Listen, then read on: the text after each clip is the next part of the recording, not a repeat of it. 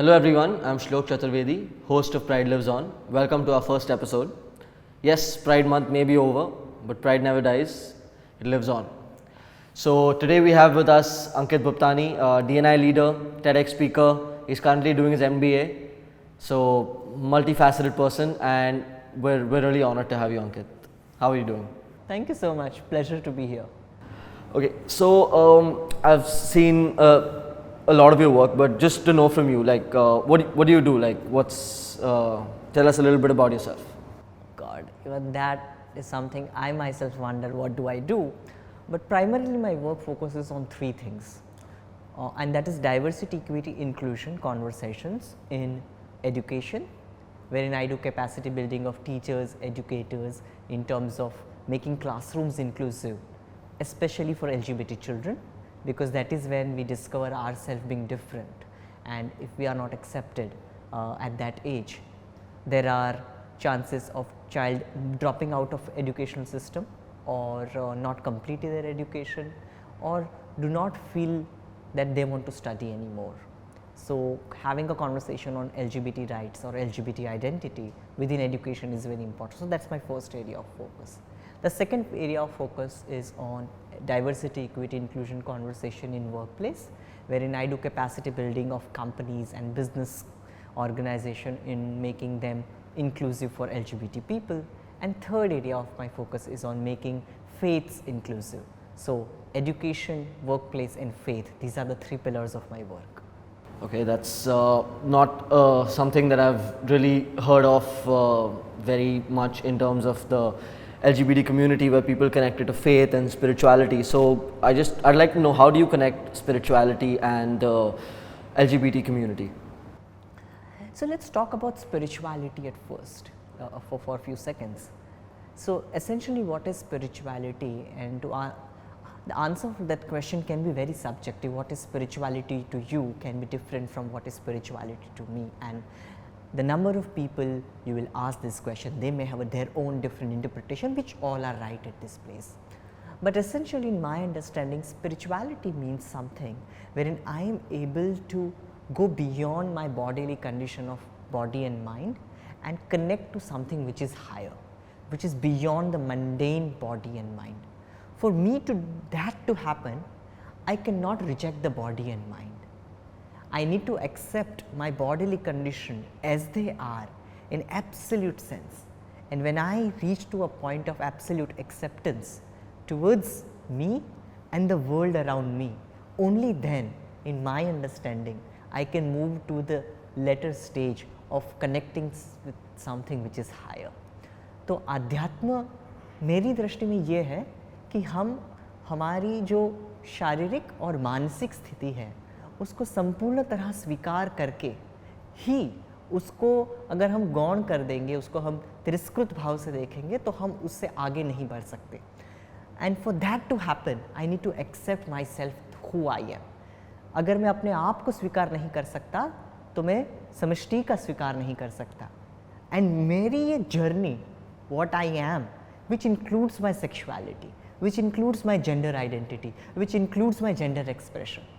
If I am not able to accept this part of my being, I will not be able to go beyond it. And that is why I feel that the connection between LGBT rights and spirituality is important, and that is what is my quest all about. That's very intriguing, to be honest. So you spoke about spirituality and how you connected to the community. I just want to delve a little bit deeper into your work, where you worked with the Gay and Lesbian Vaishnav Association. You have the Queer Hindu Alliance. So what is your work about in that sense? So my work starts from my own journey of self-discovery and self-actualization. बचपन में जब भी मैंने अपने आप को एक समलैंगिक के तौर पे पाया, तब मुझे लगा कि क्या मेरा धर्म मुझे स्वीकार करता है, ये प्रश्न हमेशा से मुझे रहा. So this does my faith accept me was a question I always dwell upon. And when at the age of 15 and 16 I started looking for answers to this question, there were not readily available answers at that time, and I had to do my own research. मुझे खुद अपने ओर से ये प्रश्नों का जवाब का अध्ययन करना पड़ा, और जो मैंने 2 साल तक किया। और ये 2 साल के अध्ययन में जो मुझे सत्य मिला, the truth and understanding which I found in after my studying of faith, especially Hinduism, which I personally believe in and in practice, I have found ample amount of references to queer gender, queer identity, queer orientation and expression. तो जब मैंने सनातन धर्म के का अभ्यास किया और इसमें मुझे जो क्वेयरनेस के बारे में मिला, और मुझे लगा कि ये बात दुनिया को पता होनी चाहिए, क्योंकि ये बात हम ज़्यादा करके बोलते नहीं हैं। जो परंपरा धर्म, अर्थ, काम और मोक्ष की बात करता है, जिसमें काम भी एक पुरुषार्थ है, the tradition which has given us Kama Sutras, and that text, that book is not considered as something vulgar, but it is considered as one of the quote unquote religious text. A person who written that, Vatsayana, we call him a rishi. तो जिस व्यक्ति ने उसको लिखा, उसकी रचना की, उसे हम ऋषि तुल्य कहते हैं और एक ऋषि का दर्जा देते हैं। हमारे कई सारे प्राचीन मंदिर में हमारी मानवीय सेक्सुअलिटी को प्रदर्शित किया गया है। तो हम अगर उस परंपरा से आते हैं तो इसके बारे में हम क्यों नहीं ज़्यादा बात करते, और क्यों हम इसे अंडर द कारपेट छुपाना चाहते हैं? ये तो हमारी परंपरा नहीं है। तो ये बात को दुनिया को बताने के लिए कि जब भी हम वैदिक परंपरा की बात करते हैं, यहाँ पे समलैंगिकता को भी स्थान है, उसकी भी स्वीकृति है, यह संदेश देने के लिए मैंने गे लेस्बियन वैष्णव एसोसिएशन पहले, और उसके बाद अब क्वेयर हिंदू अलायंस की स्थापना की। ओके, बट कितने सारे और रिलीजन हैं, मतलब और हिंदुइज्म के भी कितने इंटरप्रिटेशंस हैं, तो शायद आपका इंटरप्रिटेशन जो है वो काफ़ी लोगों से अलग है।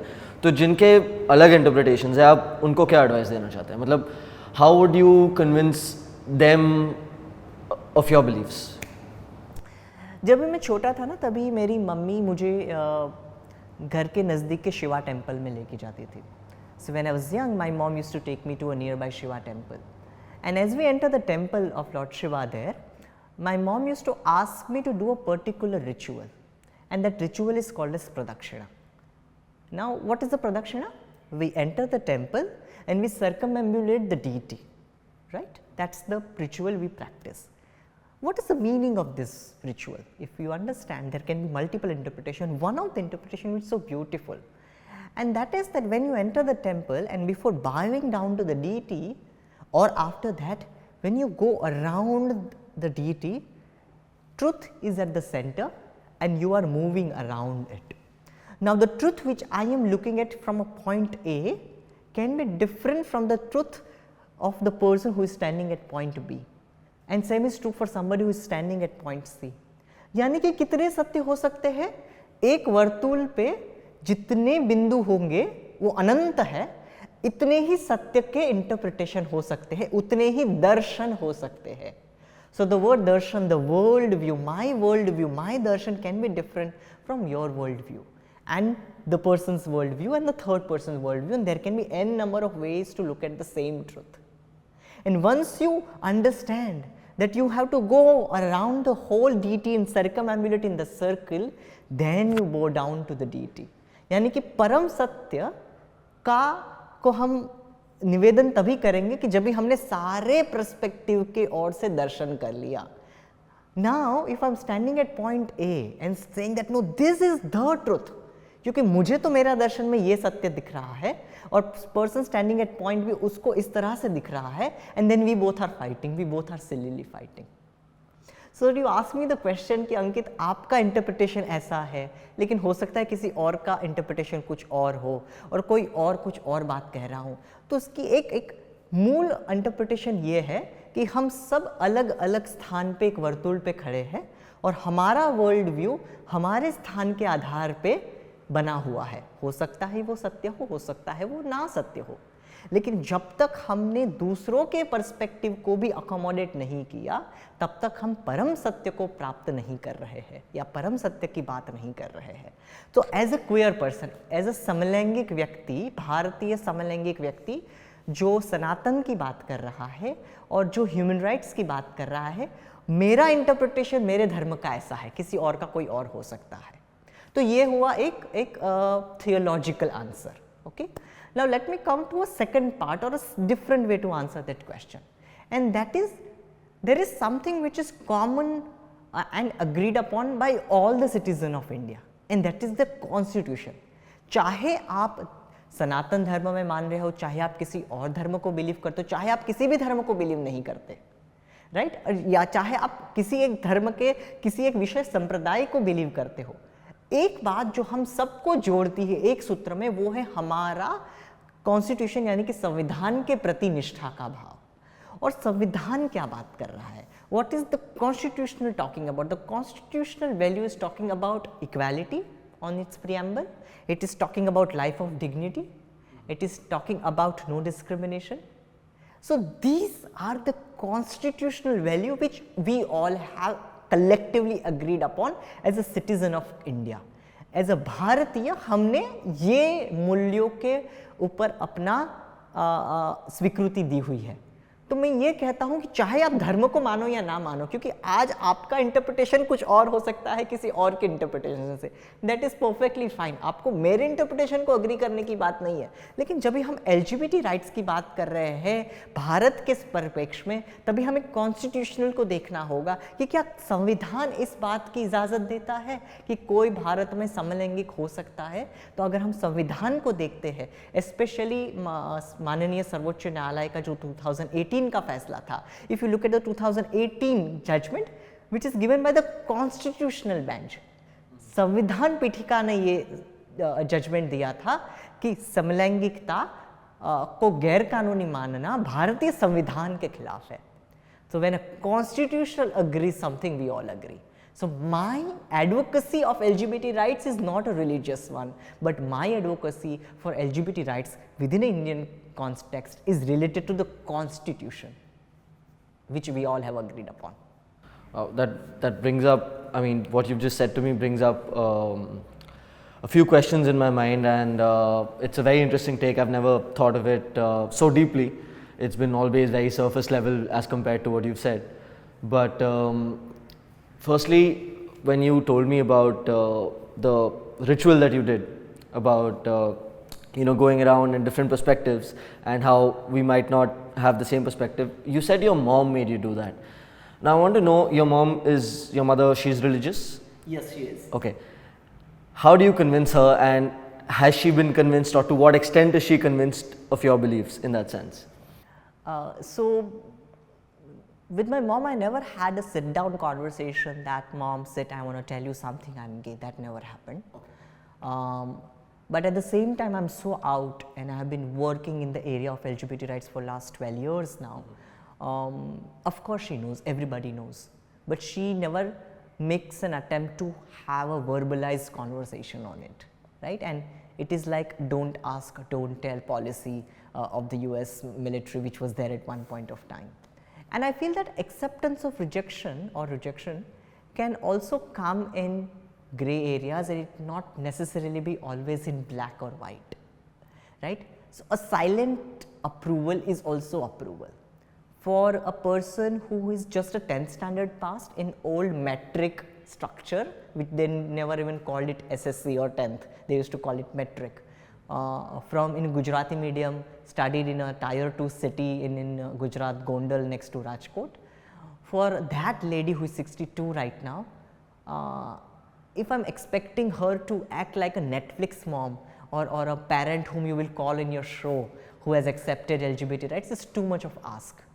So as far as she is not forcing me to get married to another girl, as far as she is not stopping from me doing what I want to do, I think that is fair enough. Let me also say this, that 10 years ago she just knew 3 things, and that is, there is something called as male, there is something called as female, and there is something called as some people who come on our door, claps and ask for money, there are hijras, right? Today she knows that there can be somebody who is male, identify himself as male and emotionally and physically interested in another male.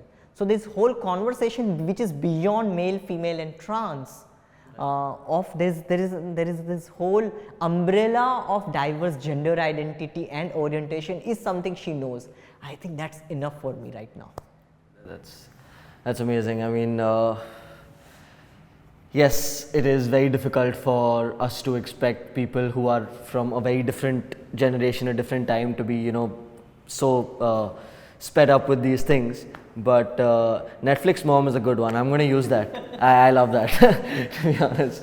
And okay, also since you spoke about the constitution, I remember your interview with Saathi Connect back in 2015. That time the stance of section 377 was very different and you seemed very disappointed.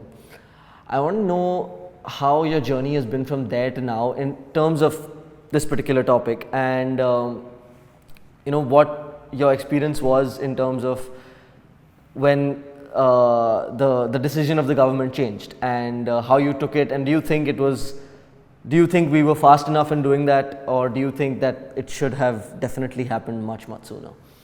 I do. I think so. Let me answer the last question first before I talk about my experience with RPC 377 and advocacy and activism attached to it, and that is yes. I really wish this could have happened much before 2018. It was just too late for a vibrant democracy, we call it India. But nevertheless, it has happened, and I am super proud as an Indian that that has happened when I compare myself to not far away countries, but just countries in my neighborhood, in my region.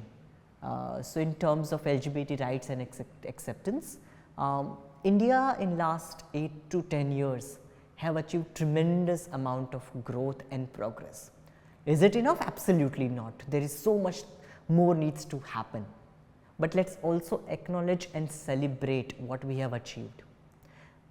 Now, in terms of IPC 377 in particular, and when I had given that Saathi IIT interview which you talked about, we were disappointed. Why? Because here was a court in 2009, Delhi High Court decriminalized us.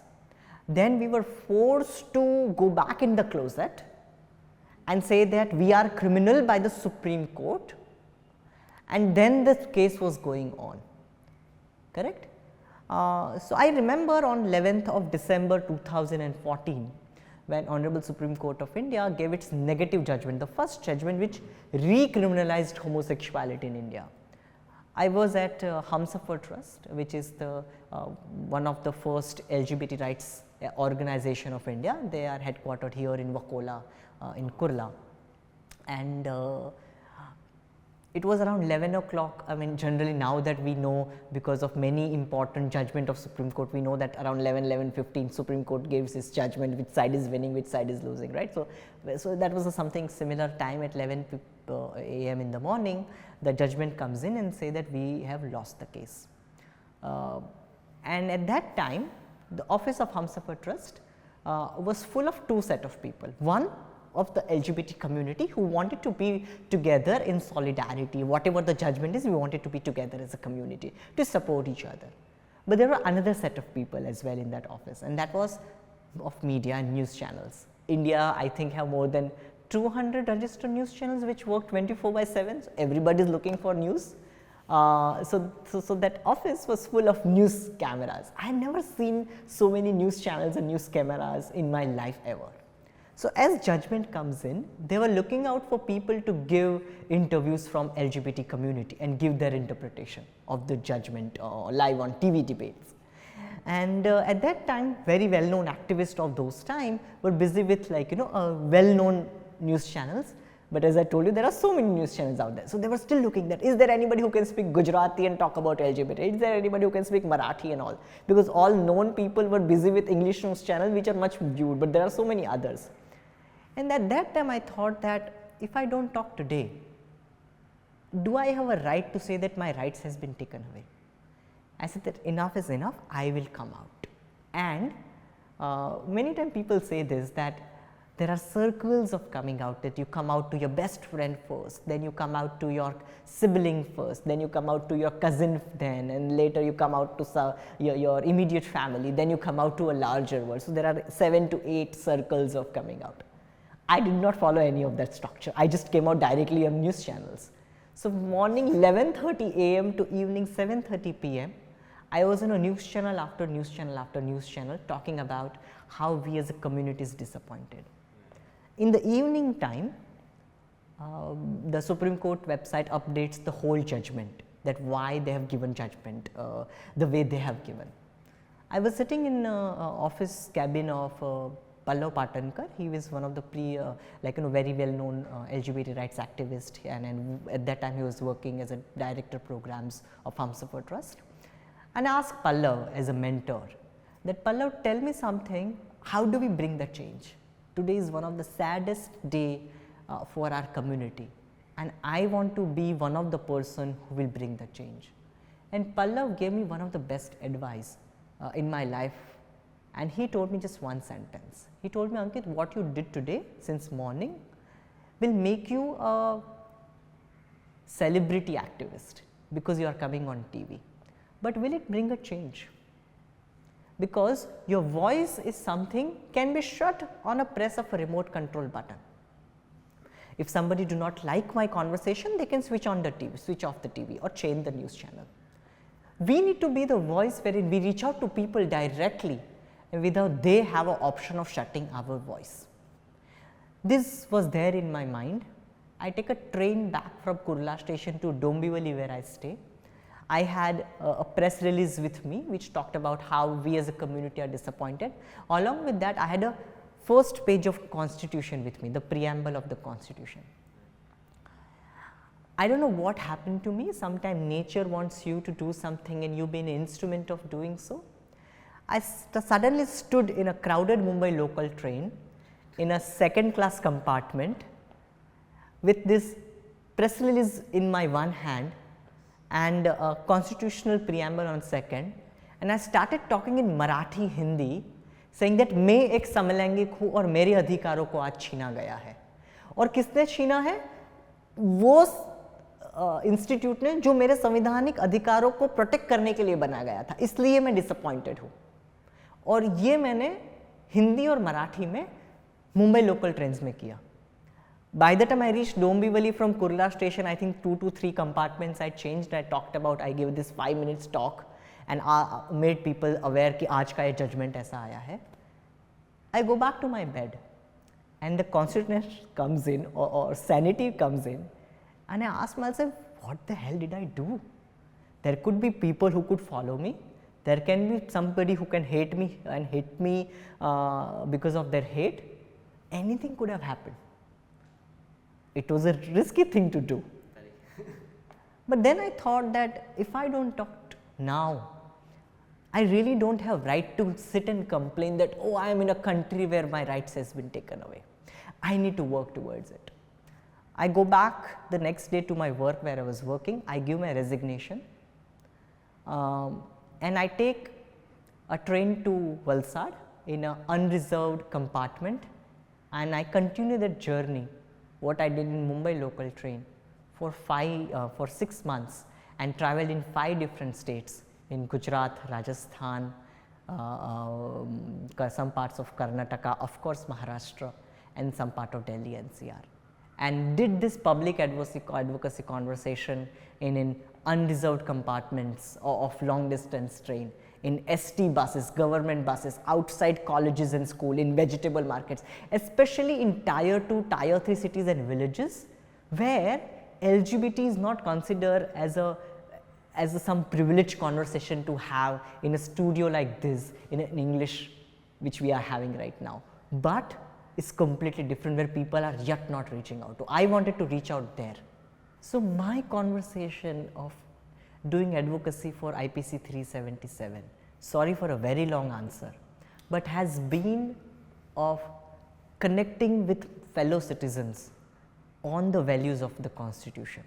And I am so happy and proud that the constitutional bench of the Supreme Court read down IPC 377 and given us the rights which we deserve.